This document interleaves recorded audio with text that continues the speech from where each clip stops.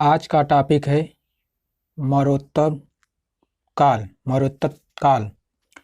इसका समय है 185 ईसा पूर्व से 319 ईसा पूर्व तक। अंतिम मौर्य सम्राट बृहद्रथ की हत्या कर किसने शुंग वंश की स्थापना की? पुष्यमित्र। शुंग वंश की स्थापना पुष्यमित्र ने की और पुष्यशुंग ने बृहद्रथ की हत्या की। जो बृहद्रथ था मौर्य वंश का अंतिम सम्राट बृहद्रथ था, जिसकी हत्या पुष्यशुंग ने की। पुष्यशुंग ने शुंग वंश की स्थापना की। कण्व या काण्व वंश का संस्थापक कौन था? वसुदेव। जो वसुदेव था कर्ण वंश का या काण्व वंश का संस्थापक था। कर्ण वंश को काण्व वंश भी कहा जाता था। सातवाहन या आंध्र सातवाहन वंश का संस्थापक कौन था? सिमुक। जो सिमुक था सातवाहन या आंध्र सातवाहन वंश का संस्थापक था। प्राचीन भारत का महान वैयाकरण पतंजल किसका समकालीन था? पुष्यमित्र शुंग का। प्राचीन भारत का वैयाकरण जो पतंजलि था, वैयाकरण, ये पुष्यमित्र शुंग का समकालीन था। सर्वप्रथम भारत में विशुद्ध संस्कृत भाषा में लंबा अभिलेख किस राजा द्वारा जारी किया गया है? शक राजा रुद्रदामन द्वारा। सबसे पहले भारत में विशुद्ध संस्कृत भाषा में लंबा अभिलेख जो जारी किया था वो शक राजा था रुद्रदामन शक राजा था। संस्कृत भारत भाषा में सबसे लंबा अभिलेख जारी किया था।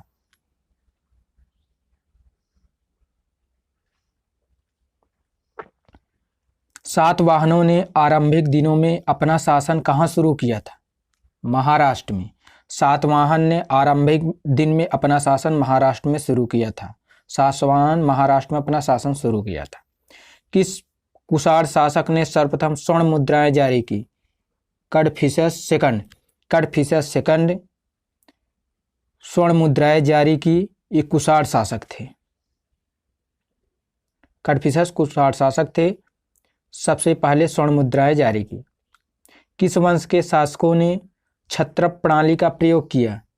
शकों ने छत्रप प्रणाली का प्रयोग किया। शकों ने छत्रप प्रणाली का प्रयोग किया।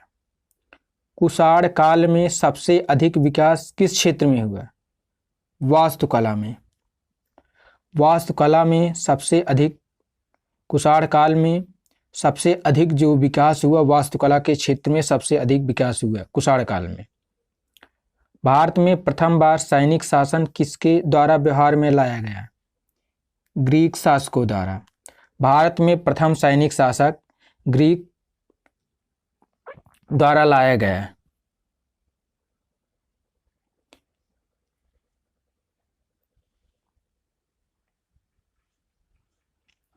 ईसा पूर्व दूसरी सदी के प्रारंभ में उत्तरी अफगानिस्तान में स्थापित भारत यूनानी राज्य था। बैक्टीरिया। ईसा पूर्व दूसरी सदी के प्रारंभ में उत्तर अफगानिस्तान में जो स्थापित यूनानी राज्य था वो बैक्टीरिया था। सर्वप्रथम रोम के साथ किन लोगों का व्यापार प्रारंभ हुआ? तमिल एवं चेरों द्वारा। सबसे पहले रोम के साथ व्यापार प्रारंभ हुआ तमिल एवं चेर द्वारा। सातवाहनों ने पहले स्थानीय अधिकारियों के रूप में काम किया मौर्यों के अधीन। सातवाहन ने पहले स्थानीय अधिकारी के रूप में काम किया और मौर्य के अधीन रहकर काम किया। वह महानतम कुषाण नेता कौन था जो बौद्ध बन गया था? कनिष्क कुषाण नेता थे, ये बौद्ध बन गए थे।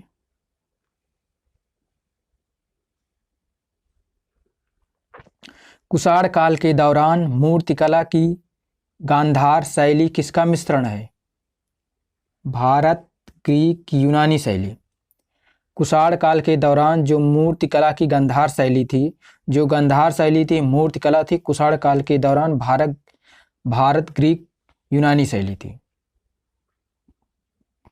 रोम साम्राज्य के अनुसरण पर किस वंश के शासक ने केसर या सीजर की उपाधि ग्रहण की?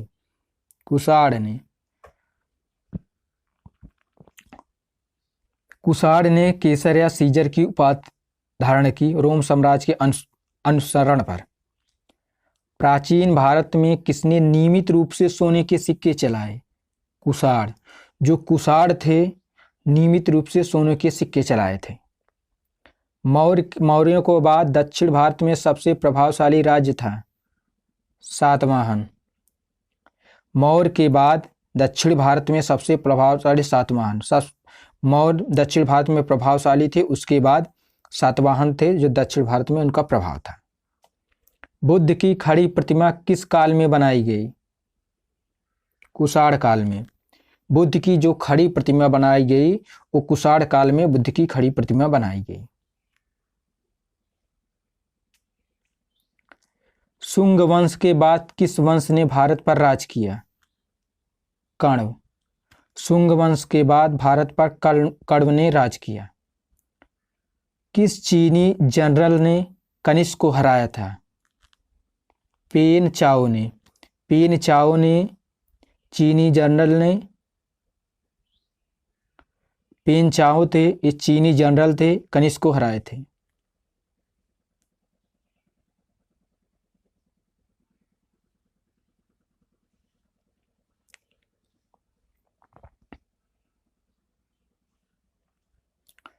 उत्तरी तथा उत्तर पश्चिमी भारत में सर्वाधिक संख्या में तांबे के सिक्के को किसने जारी किया था?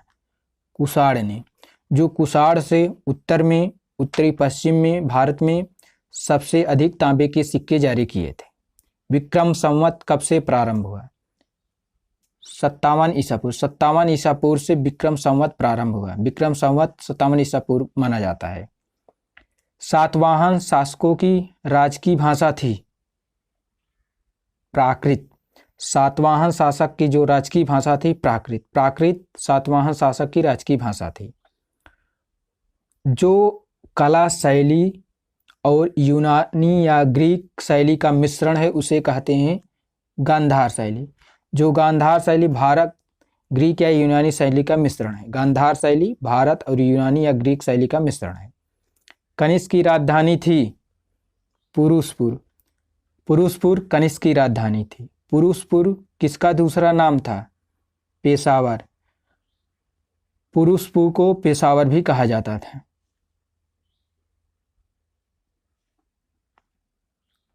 चरक किसके राज चिकित्सक थे? कनिष्क के। जो चरक थे कनिष्क के राज्य के चिकित्सक थे। तक्षशिला के प्रसिद्ध स्थल होने का कारण था गांधार कला। तक्षशिला के प्रसिद्ध होने का कारण था गांधार कला। भारत में सर्वप्रथम स्वर्ण मुद्राएं किसने चलाई? भारत में सबसे पहले स्वर्ण मुद्राएं इंडो बैक्ट्रियन ने। इंडो बैक्ट्रियन ने भारत में सबसे पहले स्वर्ण मुद्रा चलाई। किस संग्रहालय में कुषाणकालीन मूर्तियों का संग्रह अधिक मात्रा में है? मथुरा संग्रहालय में। मथुरा संग्रहालय में कुषाण काल की मूर्तियां सबसे अधिक हैं। किस वंश के शासकों ने ब्राह्मणों एवं बौद्ध भिक्षुओं को करमुक्त भूमि या गांव या भूमि अनुदान देने की प्रथा आरंभ की? सातवाहन ने। सातवाहन ने बौद्ध एवं बौद्ध भिक्षुओं ब्राह्मण और बौद्ध भिक्षुओं करमुक्त भूमि अनुदान या गांव देने की प्रथा आरंभ की सातवाहन ने।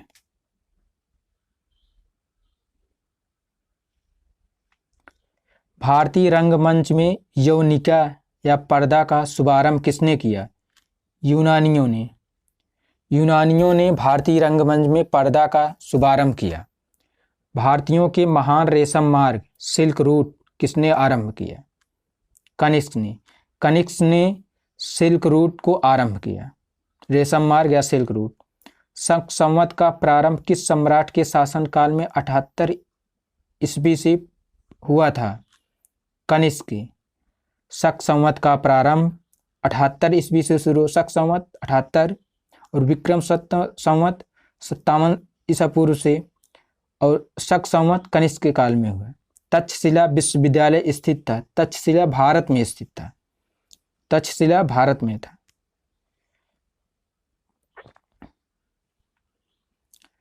वर्तमान में तक्षशिला पाकिस्तान के रावलपिंडी जिले में है।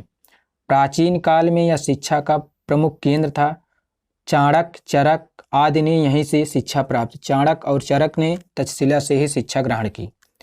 प्राचीन काल में कलिंग का महान शासक कौन था? कलिंग का महान शासक खारवेल था। जो खारवेल प्राचीन काल में कलिंग का महान शासक था। बुद्ध का किसके सिक्कों पर अंकित हुआ है? कनिष्क। कनिष्क के सिक्कों पर बुद्ध का अंकन हुआ है। यौधेय सिक्कों पर किस देवता का अंकित मिलता है? कार्तिकेय का। यौधेय सिक्कों पर कार्तिकेय का अंकन मिलता है, कार्तिकेय देवता का अंकन मिलता है। कनिष्क के सारनाथ बौद्ध प्रतिमा अभिलेख की तिथि क्या है? 81 ईस्वी सन। कनिष्क के सारनाथ बौद्ध प्रतिमा अभिलेख की तिथि क्या है? अश्वघोष किसका समकालीन था? जो अश्वघोष था कनिष्क का समय, कनिष्क का समकालीन अश्वघोष, अश्वघोष का समकालीन कनिष्क।